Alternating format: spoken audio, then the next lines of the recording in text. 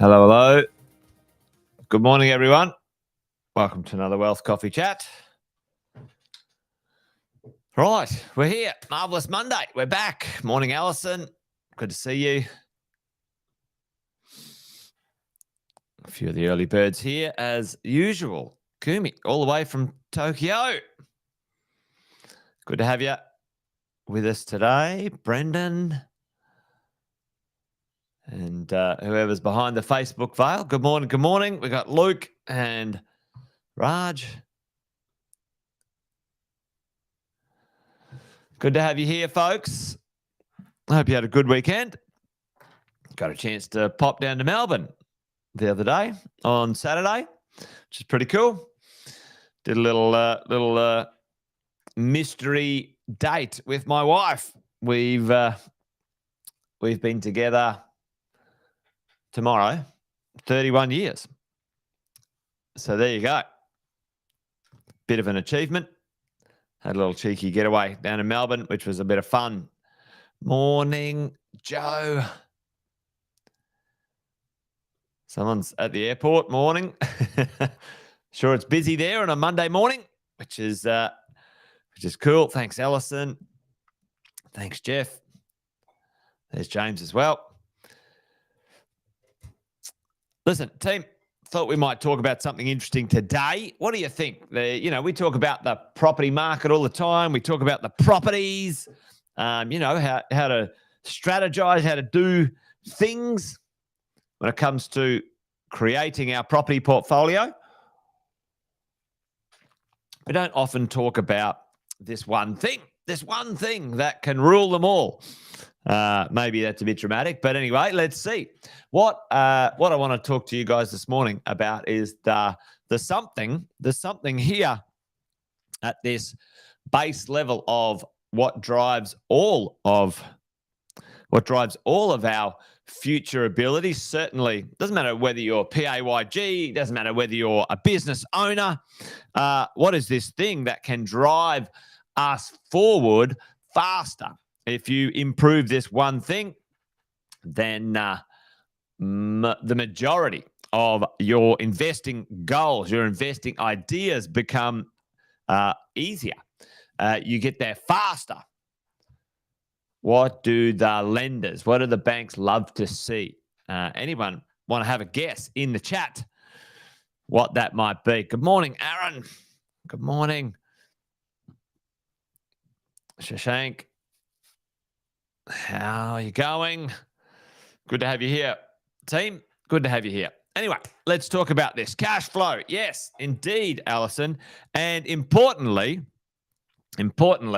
certainly when we're starting out in the first 7 to 10 years, cash flow, when it comes to your income. Folks, your income, you and me, what are we producing in our world when it comes to the output, the outcome, the time for money exchange that we go, everybody does, nothing wrong with it. It's fantastic if you can master something, and consistency of income for sure. How can you, Brendan, there we go. Brendan you did the whole thing for me, Brendan. I can just finish up now. Thanks, everybody. Just earn more. Just earn more. That's exactly right. And unfortunately, there's no getting around that one. The more you earn, the better your income is, the more you can borrow. And we'll talk about that in a minute. But let's talk about these levels of income. And I'm just going to do an individual today as we go along. And let's talk about where the efficiency of earning income makes a lot of sense. Did I just say sex? Jeez. Maybe the weekend's overflowing. Anyway, there we go. Maybe too much on a live podcast. Anyway, keeping moving on. That makes a lot of sense. Anyway, so let's talk about some of the challenges when we earn income that I don't know where that came from. Anyway, let's talk about the number one challenge that we need to understand when we earn income. And the big inefficiency of income generating is the old tax man, isn't it? The tax man. They love to nick a bit of our tax. And as investors, as those who are looking to improve our financial situation, we need to understand what that might mean, right? So let's talk about number one, our personal income. Whatever income that is, let's say we've got our job income. What level, what number, folks, can we earn up to? It's kind of a bit of a trick question. Let's talk about the tax rates. What is the level? What's the highest level of tax rate in your personal income, folks? What's personal income tax rates? Tell me.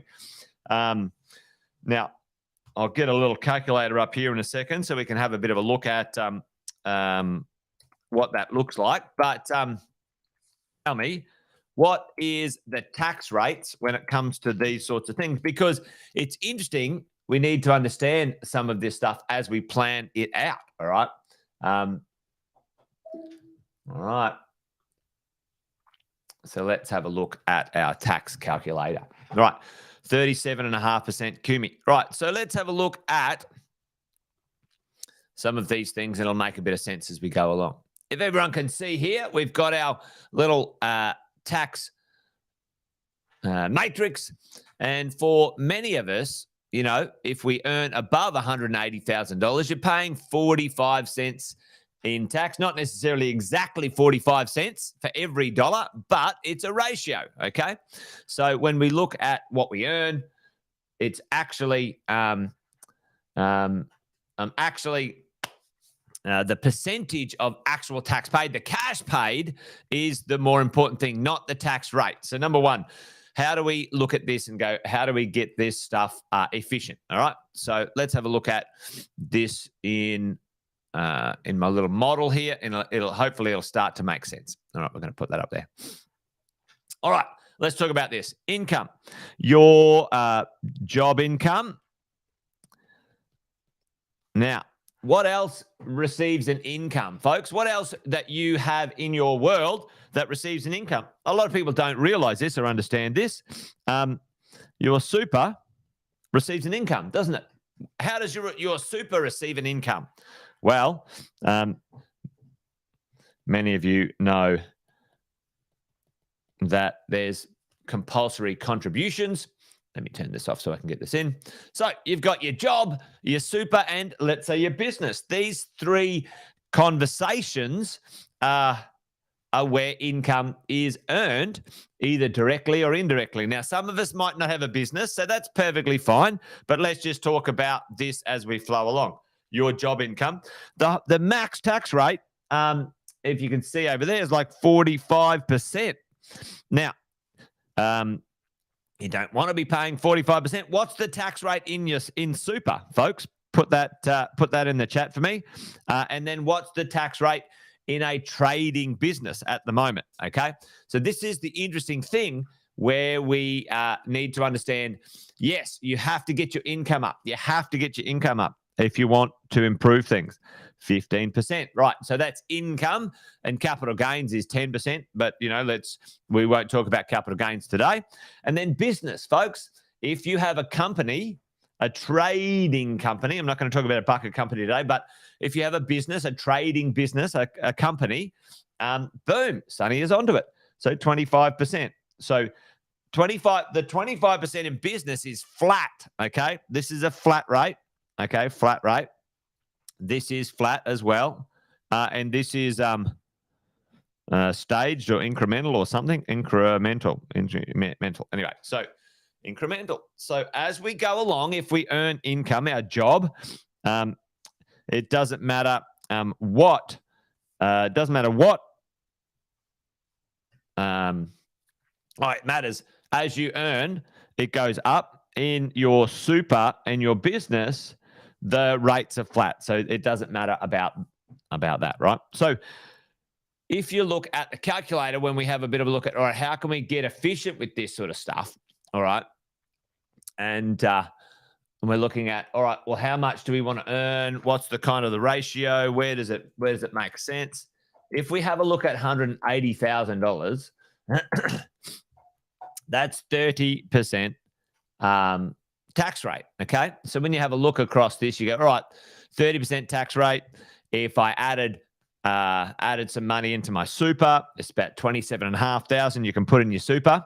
All right, so you go 27,500, $180,000. Okay, and your income in business, you can earn as much as you like. All right, it doesn't really matter that amount, because for PAYG, that's not necessarily the conversation today. So at $180,000, it's 30%. You can put $27,500 in from your super. So kind of the sweet spot, team, the sweet spot of this income earning tax ratio thing is certainly about $180,000. So for many of us, how do we, in a personal sense, how do we increase our personal income, team? What does that look like? Because the more personal income we are able to receive or create in our world, it means we can do this. We can buy a better place of residence. You guys know this, the idea that your home is, if you know what you're doing with it, an asset that can be very effective for your future wealth. You got some investment properties. That's what we love, investment properties, creating rent, the ability for you to turn them into assets significantly in the future, and then other investments, right?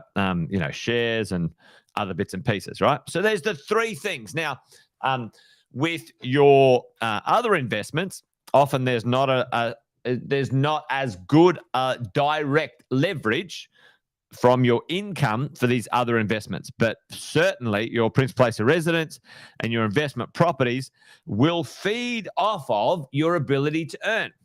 So the more you can earn with your job, the more you contribute to your super.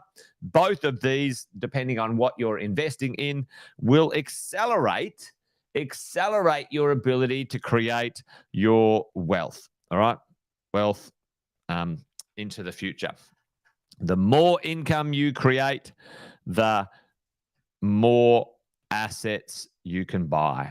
All right, those assets in the future will create the freedom or the financial freedom that you want to achieve. And the more income you create, the time, instead of 30 years, you can make it happen in 20 years. All right. The faster you can get the job done. The number one thing is improve your income. Improve your income with all of your time and efforts as you move along as an investor. How can you improve your income? What can you do? Well, you can certainly start a business. You can certainly get a pay rise. You can certainly join together with your partner and have double incomes. There's all sorts of things that are well worth doing. But let's have a bit of a look at some calculations, some mathematics of this when it comes to the ability to service. And I'll just show you guys what this does in reality. I've just put in here Tommy Test all by himself, and I've put $90,000. So at the moment, earning 90 grand. And over here, this is just a brand new loan, trying to buy a $600,000 home. There you go. You're dead right, Alison. Like every little bit of extra income counts, folks. Every little bit of extra income counts. So base salary, 190. Like trying to buy a property, can't get there. Let's say Tommy goes and gets a pay rise. And what has he got to do to get a pay rise? Whatever it looks like. And boom. Now, when you have a look at these things, he was on 90. Let's go 100. Let's see if $10,000 works. And not enough. Let's call it 110. Boom. All right, 110. Now, it depends on the lender, of course. You have a bit of a look at this.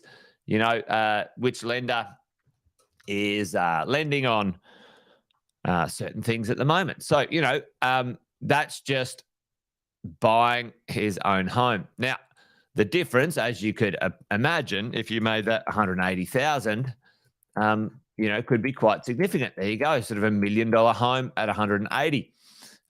Let's add a second person to this, like a couple. And the interesting thing is, even sometimes a bit of part-time work or full-time work, whatever it is a significant increase. So when you think about creating this wealth or getting the thing going faster, team, the number one accelerator in this whole thing is income.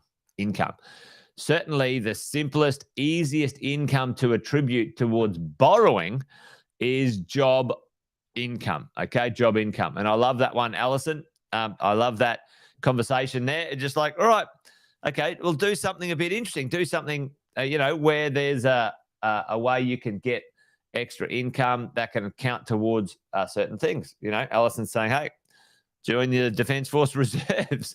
Awesome. Love it. Okay. Nothing wrong with that.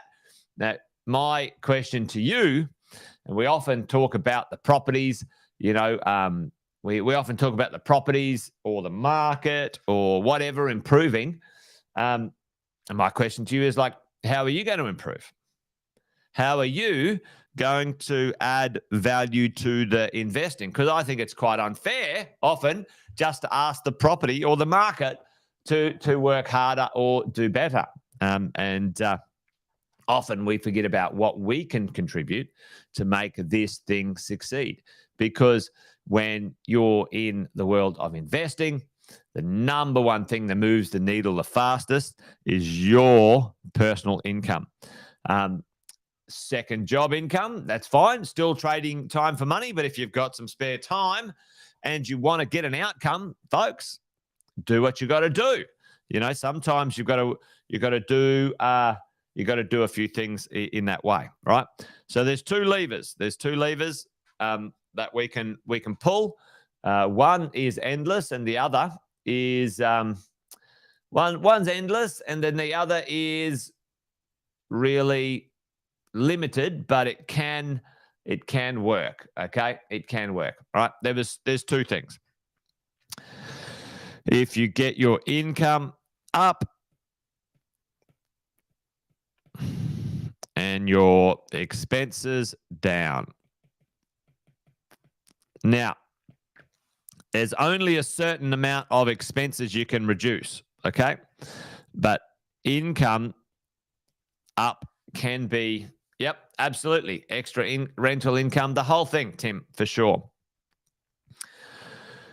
I see a lot of people, scrimping and saving, and there's nothing wrong with that. Like, I still run a budget. Me and my family still run a budget. It's important to understand, cash management. However, you can't save yourself wealthy. You have to increase your asset base. You have to increase your income as you go forward. Okay, how can you do that? Well, it's important to concentrate on the income side once you've got your budgets and stuff sorted. Okay, as we go. So that is important to understand. Now, what can be anything related to a job is often instantly attributable to the ability to borrow. As long as you're not in,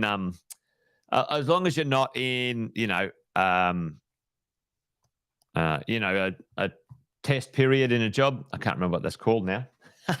Having a mental blank. Probation or whatever. Like, if you've got a job, pretty well. If it's a full-time job, even a part-time job, it's pretty well instant. Okay, pretty instant. Okay. Now, if you add other things, folks, if you add, like, let's say certain types of rental income. Okay. Let's say you do Airbnb or short letting. Okay, you've at least got to do that for 12 months or more, and they might discount it. Like, a job income allows 100% of the income to be attributed towards servicing. Okay, Airbnb, short-term staying, whatever, even buying and selling, trading income. If you bought and sold something, what happens is the lenders might only allow 80% of that income or 70% of that income to go towards your servicing. Okay. Now, business, the challenge with business, certainly if you start a business, at the moment, most of the lenders want 2 years financials, and then they will allow you to use some of the profits towards your serviceability or lending as you go along. If you do buy and sell, side hustle. Side hustle, is that side? Yeah. Side hustle. Now, again, they will ask, how long is that? So if you just do it 1 year, if you just do a side hustle for 1 year and you make 50 grand and you don't do it the next year, they won't allow that as income at all. It'll be just a lump sum and it won't be counted as income, folks. Okay. So for all of us, as we think about this, think about the things we might do if we add value to our income and when it would count for servicing, because any lump sum stuff, like a chunk, you made something in February and then you made something in, June, and then you made something in October. None of that would count unless you did it consistently over multiple years towards your servicing. Okay. Away we go. There you go. Anyway, thought we'd talk about that this morning. Number one thing is, and Tim's nailed it here. Use Tim's thing. More income equals more options equals more opportunities. There you go. End of story. So while your properties are growing and doing their thing, be patient with them. I say to you, what are you doing? What are you doing? Are you growing? Are you improving your income? Are you improving your employability? Are you improving your ability to, with knowledge and information so you can add value to your income? There you go. What are you doing? Increase your income, increases your ability to borrow and accelerate your asset accumulation, which will then alternatively make your wealth creation faster, bigger and better as you go. That is true, Tim. It's not always that easy, but you know what, folks? If you want something that's not very common, you got to do some uncommon things, and for most of us, I know those of you who dial in this in the mornings and do all of your own research and work and education and whatever, you're here for the outcome. And I know you've got I've got a little bit of something special in the tank to do something a bit different. So happy days. All right, well, that's it. Wealth Coffee Chat done. Over and out. Monday. Marvelous Monday. Welcome to another week, folks. Go get some. That's it for today. Join me tomorrow for another one if you're up for it. We'll do another chat. As always, thanks for joining me. Fantastic to have you here. If there's anything that you want me to have a bit of pontification, anything in the market, anything going on, anything you see, send me, leave a comment in the chat or send me a message. Always happy to talk about things that might be a problem, a challenge, or an opportunity in the world of investing, property investing specifically, obviously. All right, folks, that's it. Done and dusted. You guys take care. Join me tomorrow. Love to see you then. Until then, bye for now.